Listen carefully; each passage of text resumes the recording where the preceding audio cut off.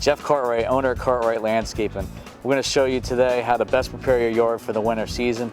Now's the perfect time of year to get everything looking great in your yard. We got some great tips for you today. How to prune up trees, how to prune up some shrubs, how to best prepare your beds. We've got a lot of great tips for you today, so let's get started.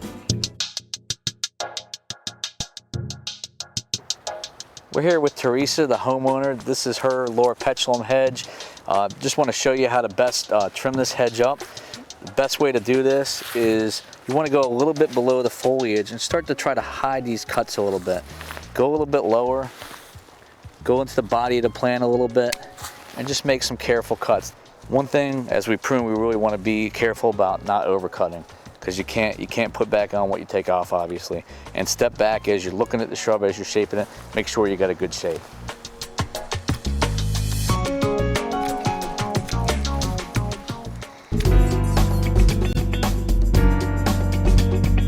We've got here a great looking cherry tree, beautiful tall tree. What we also have here are a lot of saplings or shoots that have come off here. You can go all the way down and up the tree right here, you see them. For aesthetic reasons, I want to clean these out, but also they take a lot of nutrients from the main body of the tree. You want the nutrients to go up the tree. Just kind of come through here and make your way down the tree. Over here, do this in a few parts because you got a bigger one. You want to come in here, get some good leverage on it. Cut that. So once you clean this up, just make your way around the tree. Let's move on to the next tree. I'll show you a few other ones. Teresa, what we have here are volunteers. You're typical of any tree that would be growing. What they do, they're natural. They do sap energy from the tree, energy we want to go up the tree. So aesthetically, they prove a purpose to get rid of them, but also to keep nutrients going up the tree. You just want to come in here and cut them at the bottom. Pretty simple. They'll come back, just keep cutting them though. Makes the tree look nice, makes the landscape look clean. All set. Teresa, this is a great holly hedge that you have here. We'll be trimming it. How do you normally like to shape this? I like to keep it round. Keep it round, okay. Well, we'll get going on that. We'll make a nice even plane across here, make it nice and symmetrical. Before we start though, we want to get some of this debris out of here. Might be sticks from trees, leaves from trees. Let's get all this out so we have a nice finished product.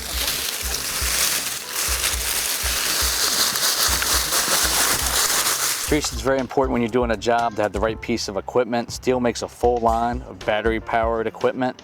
This is lightweight, it's durable, it's quiet.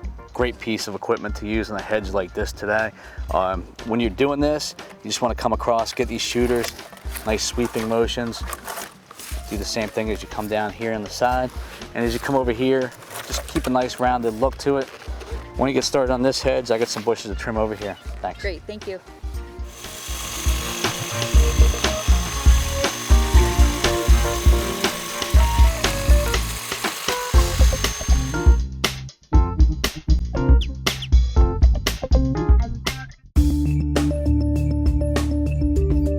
While Teresa's working on that hedge, I got a little bit taller of a job here. We're going to be pruning up this Nellie Stevens holly using this extended reach hedge trimmer here. We're going to make it look like this Foster holly here. The reason we're doing this is that winter dormancy is coming up. We can prune this tree up, make it look great. Take a little bit off, take this new growth off. Make sure you step back a few times as you're doing this to get a great shape. Come back in here. Remember, what you take off, you can't put back on. So be careful, pay attention, take your time, and we'll get this tree looking great.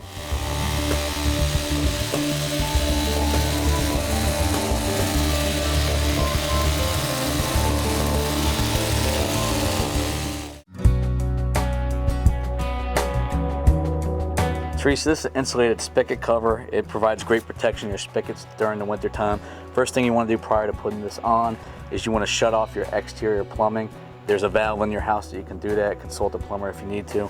But essentially all you do, you stick this on here like that, up there, and pull it. I'll let you try.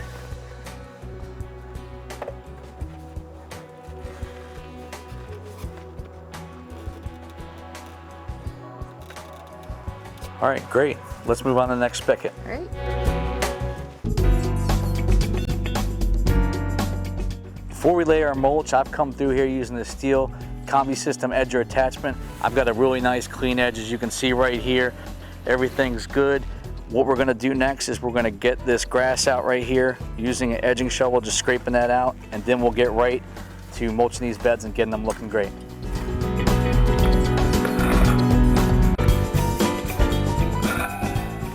Teresa, let me show you something. When we're mulching around the shrub, you don't want it to be very dense around the trunk like this. A lot of people will take a pitchfork and push mulch in like that.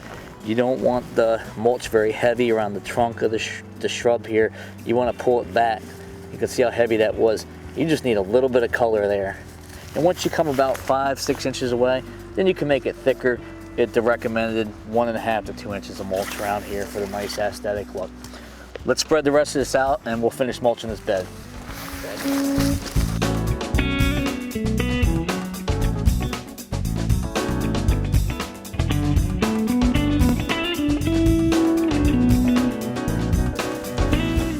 It's looking pretty good out here.